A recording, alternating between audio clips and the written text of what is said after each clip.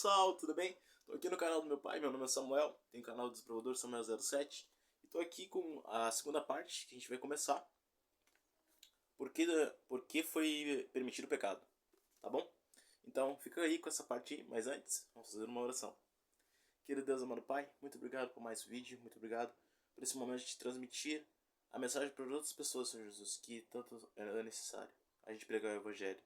Possa abençoá-los e nos abençoar também a gravar esse vídeo. Em nome de Jesus, pelo Espírito Santo, que tem poder. Amém. Eu vou, mas eu volto. Deus abençoe vocês. Está aí o Samuel, né? Samuel, ele faz as edições, ele faz as gravações. Aproveitar e já mandar um abraço aí pro Nélio na Bahia, Fabrício, Odson, pro pessoal lá de Carlos Barbosa, Leandro, Carlos, Benedito também, pra Cristiane, minha irmã, pra Nízia, o Alex, Nando, Josi, Kátia, minha esposa, pra Sherda, Juninho, pra minha nora, Pâmela, Lisa Rafaela, pra Viviane, seu Marcos. Que Deus abençoe vocês, o Evandro também. Para Martinha, que está sempre acompanhando também, que Deus abençoe ela, Sônia, tá bom? E todos vocês aqui acompanhem também, que Deus abençoe vocês. Vamos lá, continuar aqui. Embora não houvesse uma rebelião declarada, a divisão de sentimentos crescia grandemente entre os anjos. Alguns olhavam com simpatia para as críticas, sugestões sutis de Satanás, de Lúcifer. Eles estavam descontentes, infelizes, insatisfeitos com o propósito de Deus em exaltar a Cristo.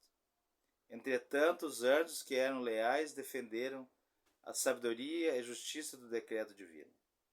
Cristo era filho de Deus, um com ele. Antes que os anjos fossem chamados à existência, ele sempre estivera à direita do Pai. Por que precisava haver discórdia agora? Deus foi muito paciente com Lúcifer. O espírito de descontentamento era um elemento novo, estranho e inexplicável. O próprio Lúcifer não percebeu para onde estava sendo levado. Mesmo assim, esforços que somente o amor e a sabedoria infinita poderiam revelar foram feitos para convencê-lo de seu erro. Ele foi levado a ver qual seria o resultado de persistir em revolta. Lúcifer estava convencido de que não tinha razão. Viu que o Senhor é justo com todos os seus caminhos. O Senhor é justo em todos os seus caminhos e é bondoso em tudo que ele faz. Salmo 145, 17. Que os estatutos divinos são justos e que, como tais, ele os deveria reconhecer diante de todo o céu. Se ele tivesse feito isso, poderia ter salvado a si mesmo e a muitos anjos. Se ele tivesse disposto a se salvar, se estivesse disposto a se voltar para Deus, satisfeito por preencher o lugar a ele designado no grande plano divino, teria sido reintegrado em suas funções. Havia chegado o tempo para uma decisão final. Deveria se render à soberania divina ou se colocar em rebelião aberta. Quase chegou a decisão de voltar, mas o orgulho impediu. Era um sacrifício grande demais para que foi tão altamente honrado confessar que tinha cometido um erro. Lúcifer apontou a longanimidade de Deus como a prova da superioridade de si mesmo e não do Criador. Uma indicação de que o rei do universo aceitaria suas condições. Se os anjos permanecessem firmes com ele, declarou que poderia ainda conseguir tudo o que desejasse. Sim. Entregou-se totalmente ao grande conflito contra o Criador. Assim, Lúcifer, portador de luz, tornou-se Satanás, o adversário de Deus e dos seres santos. Satanás lidera a rebelião. Ao rejeitar com desprezo os apelos dos anjos que permaneceram fiéis, ele os chamou de escravos iludidos. Nunca mais reconheceria a supremacia de Cristo. Resolveu reclamar a honra que deveria ter sido conferida a ele. Prometeu àqueles que entrassem em suas fileiras um governo novo e melhor. Disse que todos teriam liberdade. Um grande número de anjos declarou seu propósito de aceitá-lo como chefe. Lúcifer esperava conquistar todos os anjos para seu lado. Queria se tornar igual ao próprio Deus e ser obedecido por todo o exército celestial. Os anjos fiéis ainda insistiram com ele, e assim com ele seus simpatizantes, para que se submetesse a Deus.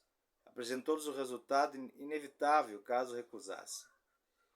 Advertiram todos a fechar os ouvidos ao raciocínio enganador de Lúcifer.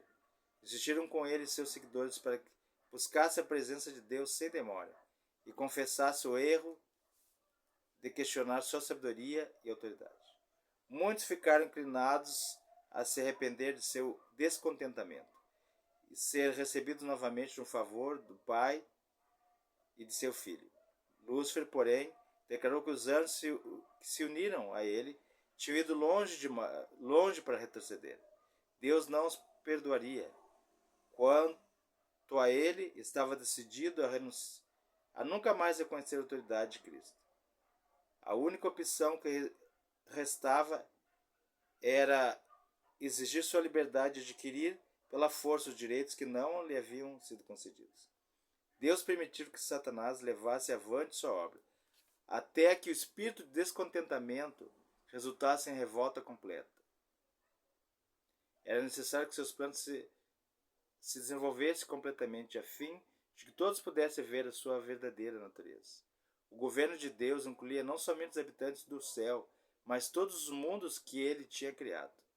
Lúcifer concluiu que se ele havia conseguido convencer os anjos do céu, a rebelião poderia também convencer os outros mundos. Todos os seus atos eram de tal maneira revestidos de mistério que era difícil tornar clara a verdadeira natureza de sua obra. Mesmo os anjos fiéis não conseguiram discernir completamente seu caráter ou ver para onde sua obra se estava levando. Tudo o que era simples ele envolvia em mistério, distorcendo a verdade, lançava dúvida sobre as mais claras afirmações feitas por Deus. Sua elevada posição dava maior força às suas afirmações. Deus não destruiu Satanás. Enquanto Deus podia empregar apenas métodos que fossem coerentes com a verdade e justiça, Satanás usava o que Deus não usaria: a bajulação e engano. Portanto, era necessário demonstrar não só aos mundos do céu, mas a todos os mundos que o governo de Deus é justo, que sua lei é perfeita. Satanás não fez parecer que ele estava procurando promover o bem do universo. Seu verdadeiro caráter deveria ser compreendido por todos. É necessário que ele tivesse tempo para manifestar por meio de suas obras perversas.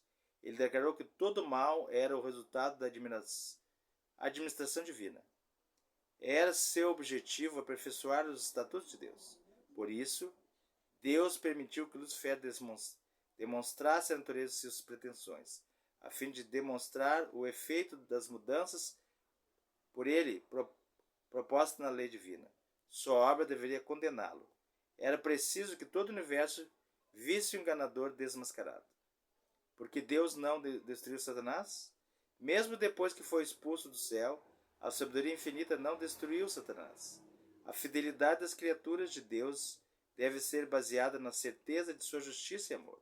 Seria difícil para os habitantes do céu e dos mundos não caídos ver a justiça de Deus na destruição de Satanás. Se ele tivesse sido imediatamente destruído, alguns teriam servido a Deus pelo temor, em vez de fazer por amor. A influência do enganador não teria sido completamente destruída. Tampouco o espírito de rebelião teria sido eliminado. Para o bem de todo o universo, ao longo dos séculos, sem fim, ele deveria desenvolver mais completamente seus princípios, a fim de que suas acusações contra o governo divino pudessem ser vistas sob sua verdadeira luz, e para que a justiça de Deus, bem como a imutável natureza de sua lei, não pudesse nunca mais ser questionadas.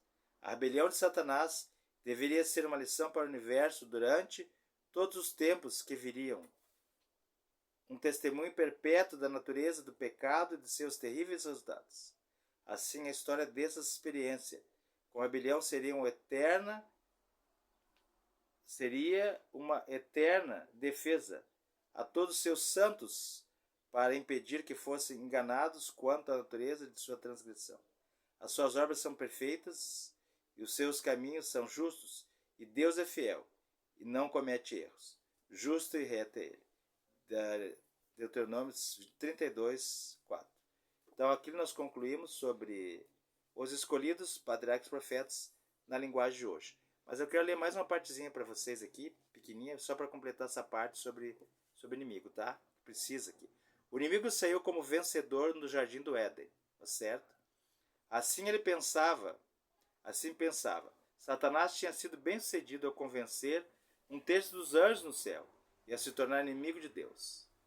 Depois conseguiu levar os primeiros seres humanos à desobediência. Estava sendo sucedido em seu empreendimento. A partir de então, a dor, o sofrimento e a morte se alastraram pelo mundo. Ok? Entretanto, não seria assim para sempre. Um Redentor tomaria sobre si a penalidade que os seres humanos merecíamos. O próprio Deus se tornaria um de nós, mas sem pecado. Jesus pagaria a sua e a minha pena para que pudéssemos ter vida, pudéssemos herdar a vida eterna. O Salvador viria. O plano havia sido traçado antes da criação do mundo. Agora chegará o momento de colocar em ação. Deus escolheu alguns seguidores imperfeitos, mas dispostos a serem ensinados a fim de levar a mensagem. Noé, Enoque, Abraão, Jacó, Moisés, Davi e outros.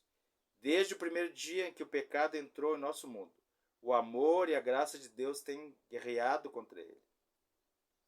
O que Satanás pensou ser uma vitória foi, na verdade, o início da sua derrota. Os Escolhidos é um livro motivador que dirige o olhar do ser humano para o triunfo completo e definido do amor divino. Então nós vamos abordar durante esse livro aqui essas partes aqui. Vamos orar. Querido bondoso Deus, abençoa todos aqueles ouvintes que vão ouvir essa mensagem. Que eles possam estar firmados em Jesus, na sua palavra, e ser libertos a cada dia.